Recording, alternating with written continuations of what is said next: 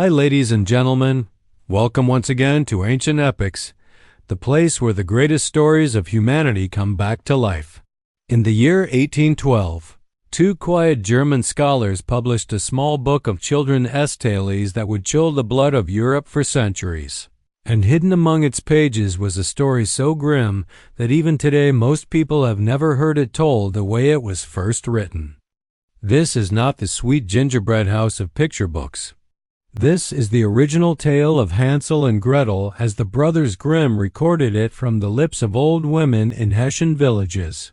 A tale born in the shadow of real famines that devoured entire regions of Germany, where parents whispered of abandoning children in the great dark forest because there was nothing left to feed them.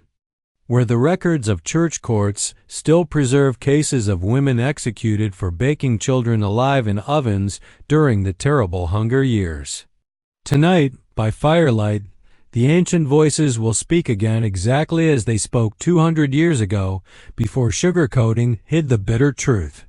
Long ago, when the Holy Roman Empire still clung to its 1,000 fractured principalities, and the black pines of the Spessart and the Odenwald swallowed sunlight whole, there lived a poor woodcutter at the edge of a vast forest. The year was one of those cruel seasons that history remembers only in the margins of parish death registers, when the rye crop failed for the third time, when the little ice age tightened its grip and frost came early to the fields of Hesse and Thuringia. The woodcutter's cottage stood where the last cleared land gave way to centuries-old oaks and beeches, whose roots drank from hidden springs marked on no map. Inside, two children slept on straw, Hansel, thin but clever, and Gretel, whose eyes already carried the stillness of those who have learned hunger too young. Their mother had died years before, carried off by the coughing sickness that swept villages when the winters grew longer. In her place, the woodcutter had taken a new wife, a woman hardened by too many mouths and too little bread. When the last sack of millet was empty, and the neighbors themselves barred their doors against beggars, the woman lay awake beside her sleeping husband and spoke the words that still echo in the oldest manuscripts. "We cannot feed them all. Better that two perish than the whole house starves." The man wept, but hunger is a cruel counselor, and in the gray hour before dawn they agreed on a plan as old as famine itself. They would lead the children deep into the forest, light a small fire to give them false comfort, leave a crust of bread each, and vanish among the trees. Morning came cold and mist-laden. The woman gave Hansel and Gretel each a slice of hard black bread, saying they were going to gather firewood far within the woods where the straightest logs grew. Hansel, who had crouched trembling behind the door the night before and heard every word, had spent the moonlit hours gathering something precious. From the pocket of his patched coat, he drew small white pebbles that caught the first light like fallen stars, pebbles of quartz and flint he had collected from the dry riverbed near the cottage. As they walked, he let them fall one by one along the path, where they gleamed against the dark earth like the trail of the Milky Way itself when it spills across a winter sky. Deeper and deeper the parents led them until the great trees closed overhead and the air smelled only of moss and resin. There they kindled a fire, told the children to rest while they cut wood farther on, and slipped away. The crackle of the flames died, the forest grew still, and Hansel and Gretel found themselves alone beneath branches that had stood since the days of Charlemagne. Yet when night fell and the constellation of the Great Bear rose above the treetops, the pebbles shone with reflected moonlight, guiding the children home like the same guiding stones that pilgrims once laid along forest paths to Santiago. They reached the cottage at dawn, and their father's face filled with shameful joy, though the woman's mouth tightened like a snare. The second famine winter came harder than the first. Snow lay deep on the thatched roofs, and the wolves grew bold. Again the woman spoke of the forest, again the woodcutter's resistance crumbled. This time Hansel could gather no pebbles, for the door was locked against him. Instead, he crumbled his last crust of bread along the path, trusting the small brown pieces to mark the way. But the forest is never still. forest pigeons and red squirrels, crows with eyes bright as obsidian, and the tiny mice that lived beneath the roots found the crumbs and devoured them before the sun was high. When the parents vanished a second time, leaving the children beside a fire that soon burned to ash, no trail remained. 3 days and 3 nights the children wandered. Their feet bled on sharp stones of Jurassic limestone that still crop out through the forest floor near Steinau, where the Brothers Grimm themselves once walked. They drank from springs that taste of iron and ancient rain. On the morning of the 4th day, when strength was nearly gone, a white bird appeared among the branches, a bird with feathers like fresh fallen snow. It sang a note so pure that hunger itself seemed to pause, then flew slowly ahead, always just within sight. The children followed, deeper than any woodcutter had ever ventured, until the trees parted and they saw what no living soul expected to find in that wilderness. There stood a house unlike any cottage of man.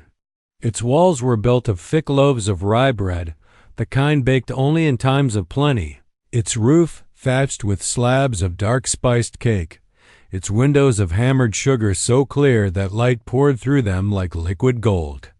In a countryside where people had eaten bark and acorns for 2 winters, the very sight struck the children like a miracle and a torment together. They fell upon the walls, tearing off pieces with their hands, eating until their starved bellies ached with sweetness for the first time in months. From the doorway came a voice as old as cracked parchment. "Nibble, nibble, little mouse, who is nibbling at my house?" The door opened, and there stood an ancient woman leaning on a crutch. Her eyes were red at the rims, not with weeping but with something older, and her smile showed teeth too many and too sharp. She spoke kindly, drawing the children inside, setting before them milk and pancakes, apples and nuts, all the foods of a peasant's dream in years of harvest. They ate until they could hold no more, and then they slept on little beds with clean white sheets, believing they had found salvation sent by heaven itself. But the old woman was no heavenly messenger. In the deep forest she had lived longer than the oldest oaks, feeding on what the woods provided in their darkest seasons, and now her larder was empty. In the gray before dawn, she crept to Hansel's bed and bound him with cords woven from willow bark. When Gretel woke screaming, the witch dragged her by the hair to a tiny stable behind the house and locked her within iron bars once used for fattening geese. Each day she fed Gretel rich porridge and cream, while to Hansel she threw only crayfish shells and nutshells. Every morning she made the boy stretch out his finger through the bars of his cage so she might feel whether he grew fat enough for her oven. But Hansel had learned cunning from necessity. Each time he held out not his finger, but a thin knucklebone taken from the refuse heap, and the witch, whose eyes had grown dim with age and the smoke of her own fires, felt the bare bone and cursed that the boy would not fatten. The oven stood in the corner of the single room, built of fire-hardened clay and river stones, its iron door blackened by centuries of use. In the famine years, when grain vanished and livestock died, certain desperate souls had learned that the human body yields fat and protein enough to sustain life a little longer, and some among them did not wait for death to provide. The witch meant to follow that ancient and terrible wisdom. At the end of the 4th week, she could wait no longer. "Gretel," she called, "crawl into the oven and tell me if it is hot enough for bread." The girl understood at once that the witch meant to bake her first and Hansel after. Trembling, she answered, "I am too stupid. Show me how it is done." The old woman snarled but hobbled forward on her crutch, bent nearly double, and thrust her head inside the oven to demonstrate. In that moment Gretel gathered all the strength left in her thin arms and pushed with all her weight against the witch's back. The old woman toppled forward, the iron door slammed shut, and the bolt slid home. From within came one terrible shriek that echoed through the forest like the cry of a night bird, and then only the soft roar of flames. When silence returned, Gretel opened the door and dragged her brother from his cage. Together they searched the witch's house and found chests filled with pearls and precious stones, amber from the Baltic shores, garnets from the Bohemian mines, silver coins bearing the profiles of long-dead emperors. They filled their pockets and the basket the witch had used for gathering roots, then set fire to the bread house so that no other child might be drawn to that place. The flames rose high, sweet-smelling as burning honey cake, lighting their way as they walked westward through the trees. For 2 days they followed the setting sun until they came to a great water, a lake whose farther shore could not be seen. There on the bank stood a white duck, the same snow-feckled bird that had led them to the witch's house, or perhaps its sister. The duck spoke with a voice like clear water over stones. "If you have kind hearts, I will carry you across." One by one it ferried them on its broad back, Hansel first and then Gretel, until they stood again in country they almost remembered. From there the scent of wood smoke led them home. The cottage stood as they had left it, but the stepmother lay dead in her bed, struck down suddenly by the same hunger fever that had stalked the land. Their father sat alone by the cold hearth, his axe untouched for weeks, his eyes red from weeping for the children he believed lost forever. When Hansel and Gretel poured the jewels across the table, the pearls rolling like hailstones and the garnets glowing like embers, the woodcutter wept anew, this time with joy that drowned every sorrow. Never again did want darken their door. The forest kept its secrets. The white bird was seen no more. And the place where the bread house burned became a hollow filled with white flowers that bloom only after fire. So ends the tale the Brothers Grimm set down in their first edition, before kinder hearts softened its edges, a story born not of fantasy, but of the terrible choices forced upon the poor in centuries when winter lasted too long and the grain rotted in the fields. In the churchyards of Hesse and Westphalia you may still find stones marking the graves of children who walked into the woods and did not return, and older stones yet for those accused of eating what should never be eaten. The forest remembers, even when men forget.